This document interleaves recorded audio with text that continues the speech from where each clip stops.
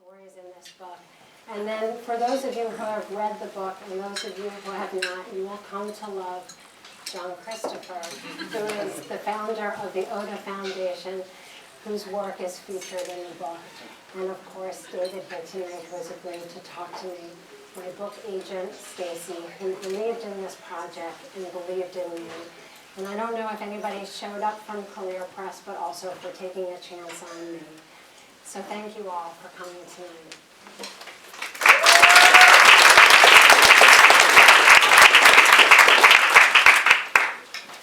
So there's a couple of things that are really sort of very timely, sort of historically timely about the way Cheryl has put things together in this book. You know, in the last 20 years, there's been all of this research on behavioral science, really how human beings work. At the same time, there's this huge movement in social science and in government to really make our programs and our government programs and our nonprofits evidence-based. And in some sense, what Cheryl has done is brought together these two historic trends in rethinking and putting together a framework for making decisions. And it's a very powerful one. Really, quite literally, the way we make our decisions is the way we make our lives. Our lives are a series of decisions, small and large, and we tend to make them without realizing our biases. We don't really know, in some cases, why we made certain decisions. We don't often have access to our own biases, or we don't often realize them, at least in real time.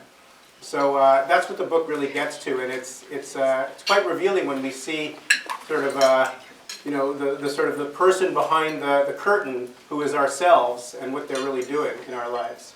So, but I wanted to just start by asking you to talk about, you know, why you wrote this book. I mean, what possessed you? So this was a very unexpected journey. For a decade, I was an editor and columnist at the business magazine Barron's. And I ended up sort of specializing in what you might call the bearish company story. Those are the stories that might take a skeptical look at a company's accounting or at their strategy. And when the stories came out, they'd have a big impact. Sometimes the share prices would fall by a lot. Sometimes they could get halted by regulators. Sometimes there were investigations. And I really started to think about, these are stories that are not just having a big economic impact on people's portfolios. These are having a big impact personally on people's lives and on their ability to go to work every day. And it really sat uncomfortably with me. And I started to think about, is there a way that I could have better confidence and conviction in my own decisions? And could I also better understand the incentives and the motivations of the sources who were coming to me with tips and with stories? And right about the same time, there was this new research coming out about our cognitive biases, those assumptions, judgments, and biases that we all have. They help us when we're in the supermarket standing in the cereal aisle so that we know what kind of cereal we like, but that those same mental shortcuts don't go away when we're solving for complex problems.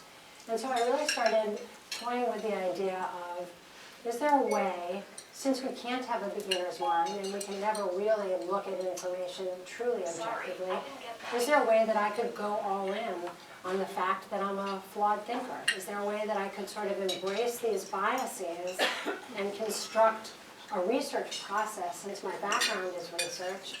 And that was initially how I started to cobble together what became my area method. It was really just the search for a way to do a more ethical and complete job at work.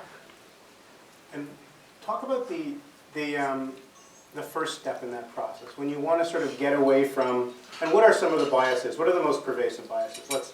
Well, you know, we all have optimism bias, right? We all probably think we're better drivers than we actually are. And we tend to have the planning fallacy, which is we tend to underestimate how long a task is actually going to take. We have confirmation bias, where we think other people generally think like we do. And, you know, there's a host of these other very popular biases, authority bias, where we tend to defer to authority figures.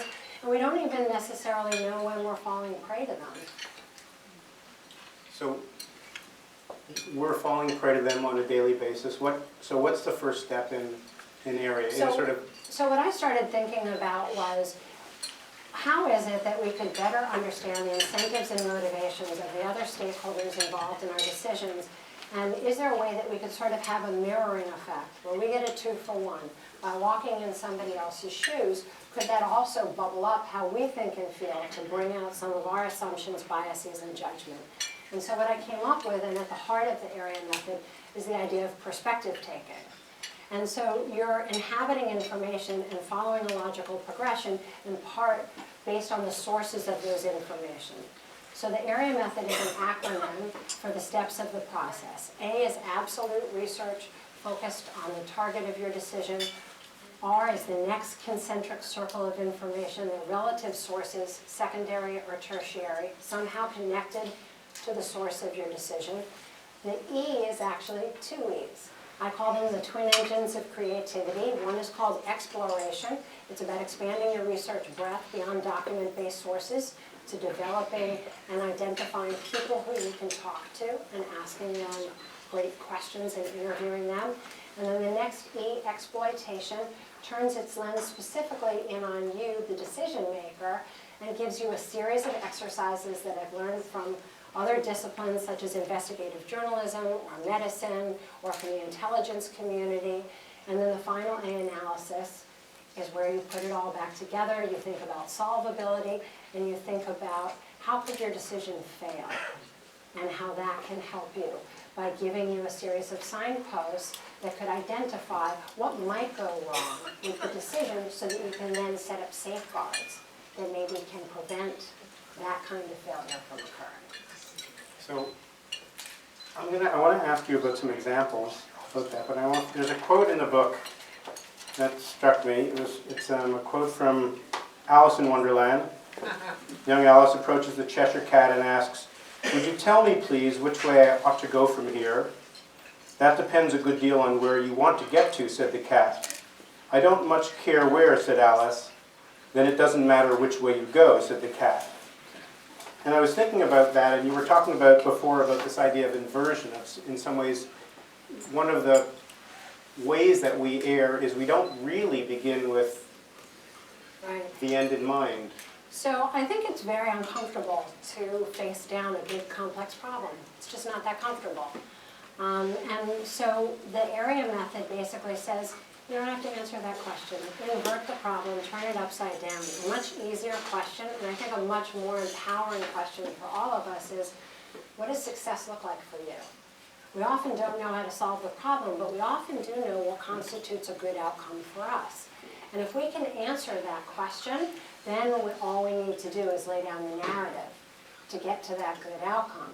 And then that enables you to identify what I call your critical concepts, which are the 1, 2, or 3 things that really matter to you in the outcome, so that you're not just looking at an open-ended and relatively unproductive research process. Instead, you're deeply and creatively investigating those very few factors that are going to get you to your picture of success. It's very Buddhist.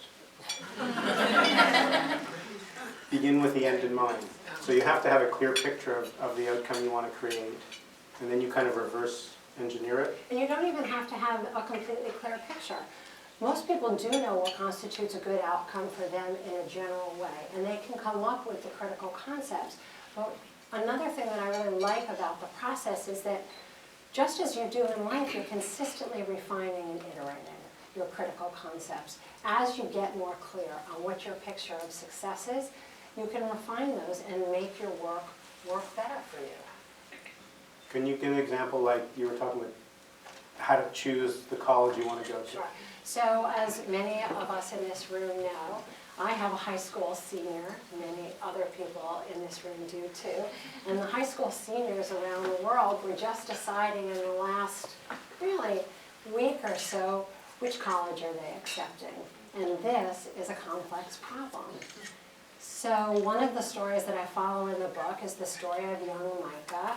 He is trying to decide between 2 totally different options for college, either Johns Hopkins with no financial aid or Pitt with some aid. And Micah knows that he would like to be a doctor. He's done research in a lab before, so he even knows what kind of a doctor he thinks he wants to be. In the absolute phase of his research, when his parents said to him, you know, this is a big decision and it's going to have very long-term ramifications, and why don't we try to apply a system to it? So in their A, absolute phase, they actually identified their absolute targets. In this case, it was binary, right? It was either Pitt or it was Johns Hopkins. If you're solving some other kind of a problem, one of the other problems chronicled in the book has to do with Bill, who's finding the right housing for his aging parents. He turned out to start off with 7 different options. So Micah started out with this binary choice, and in his absolute phase, the first place where we generally start looking for information is on the internet. So he went to look for information directly from the sources that he was investigating. And he went to the website for Pitt, and he went to the website for Hopkins. And Hopkins features all of these Nobel Prize winners. And it talks about its august history. And if you're signing up for Hopkins, you're signing up to be a piece of that wonderful history and that reputation. And then he went to Pitt's website and he saw an entirely different narrative that they presented, really student-focused. It talked about the student-to-teacher ratio. It talked about different extracurricular opportunities. And right away, he saw that he'd be buying into very different opportunities. In the relative phase, where you look at sources somehow related to the target of your investigation, he looked at U.S. News and World Report. What did they have to say about the 2 schools and their medical schools? He visited College Confidential to see what students had to say. He went on Rate My Professor to see what people had to say about the professors who taught the pre-med courses. And then in area exploration, when he got beyond his document-based research, he had an opportunity to reach out to the undergraduate advising office for the pre-med students. He had an opportunity to talk to students who had done undergraduate research. Did they get good opportunities? Was it easy to do? Did it seem like a valuable experience? How hard were the pre-med courses? And then he came to exploitation, and this entirely changed his thinking, because he realized he hadn't even been framing his problem correctly. As I mentioned, exploitation has a series of exercises in it that turn its lens on you, the decision maker. And one of the tools that he used was a competing alternative hypothesis exercise, something I found from Richard Hoyer, who was with the CIA and ran their analysis department. And in that section, when he did the exercise, he realized he wasn't really solving for which college to go to. He was solving for whether or not he could get to medical school. It's a fundamentally different question. And that drove him back into an earlier part of the process, into exploration, to better investigate the undergraduate advisory office that helps the students get through these pre-med courses. And that led him then on an entirely different path. In area analysis, as he began to put it all back together, he realized that the undergraduate advisory office at Pitt was actually much more accessible to the students. The one at Hopkins was just overwhelmed, and so it was really hit or miss as to whether or not the students were going to be able to get the advising that they needed with their coursework, with their interviews, with their medical school applications. And so in analysis, when he started to think about solvability and how he might fail with his decision, he then did a pre-mortem exercise, the opposite of a post-mortem, where you say to yourself, okay, assume that the decision has failed. And he began to think about, even if he went to Pitt, how might that experience still not work out for him? How might he not get to medical school? And by doing that, he was able to see signposts for what might constitute failure, so that he could spot failure before it actually occurred, and maybe even set up some safeguards so that maybe it wouldn't have to happen that way at all. And the basic idea of this disconfirming evidence is that a whole bunch of things, you could have yes, yes, yes, yes, yes, 10 in a row, but if you have one no. That's right. So the most likely hypothesis is not the one with the most confirming data. You can have a lot of confirming data, but if you have one insurmountable hurdle, it's just not going to work out for you. Generally speaking, the most likely hypothesis is the one with the least disconfirming data. It's a more rigorous way to think about your evidence. Say that again. The most likely hypothesis is the one that has the least disconfirming data. And I think because we have confirmation bias, we tend to latch on to pieces of evidence, and we think it has a lot of diagnosticity, and we think it's really telling ourselves something. And that's why these exercises in exploitation can really help us to do what I call making our mistakes before we make them. To the extent at all that we can do that, these type of exercises actually force us to look at our assumptions against our evidence in a group of different ways that work nicely together, but if you were to use any of them, still up the ante on the amount of rigor that you're putting behind your research. So this is, and this is what really, why the cheetah analysis is so much a sort of other than you probably really like cheetahs. So what he's referring to is the process builds in strategic stops, right? We're in such a rush to judgment. We're often answering emails late at night or urgent texts. Right, explain why cheetahs are relevant to that. So the reason why the cheetah is relevant is that the cheetah's prodigious hunting skill is not its ability to accelerate like a race car. It's actually its ability to decelerate by up to 9 miles an hour in a single stride. And that in hunting is better than accelerating like a race car. It builds in agility, flexibility, maneuverability, all the things that a good research and decision-making framework need. So I build in throughout the entire area process a series of what I call cheetah pauses. They're strategic stops. And in the stop, I give you a cheetah sheet. And the cheetah sheets provide really the graphic organizers of the area method. And they tell you either where to collect information for what part of the research process you're in, or they recommend what kind of analysis you should do at that point. And so the cheetah sheets are right there holding your hand at every step of the process so that you're not being told to stop without being told what you might want to do in those pauses. So can you, I know that I wanted to ask you about how this is, we were talking before about how this is, it sort of started off as a book about decision making, but you've come to kind of internalize it in your life. So for me, it's really, it's been this unexpected journey. It has become an operating system for how I think about everything. It addresses the behavioral side of human development, and it also addresses the metric or evaluation side. And so for me, what I have found that I'm bringing it with me into all sorts of situations without even knowing at this point that I'm actively using it. And the same I would say for the construction of the perspective taking, because I don't know if you guys have had this experience, but I've had times in my life where I'm having one conversation with somebody and they think we're having an entirely different conversation. And so what the perspective taking does is it makes me not just show up for me. And I find that I have been able to have really enriching connections with people, in part because when I'm more actively listening, I'm trying to listen not just as Cheryl, but as whoever I'm talking to. And I think that it leads to better empathy and to better connectivity, and I think it also forces me to check my ego, and I think that builds sort of mindfulness and better awareness. It's very much be here now. You can't be in a conversation showing up for somebody else and being in their perspective without really trying to listen to them. And there's a quote in the book from, I think it's Anais Nin, who's a writer of erotica, by the way. I admire using that quote. We don't see things as they are, we see them as we are. We don't see things as they are, we see them as we are. I had an aunt who used to say, we judge other people's outsides from our insides. I think that's very true. Yeah.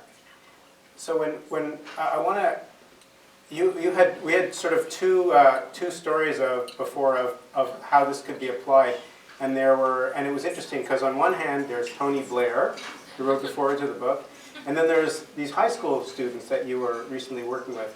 So tell the story about Tony and what he said to you when he described sort of the value of the book to him, and then I want to sort of talk about the bigger idea of getting it into the water supply. So Tony Blair said to me that, you know, he wished he had had this system when he was Prime Minister. He said because having a decision-making system is like taking a vitamin or getting a shot when you were a kid. You need it before you need it. When you're in that moment and you're facing a high-stakes decision, you really want to know that you have something at your ready. And you and I have discussed that there's two kinds of learning. There's knowledge and there's skill. And what's nice about the area method is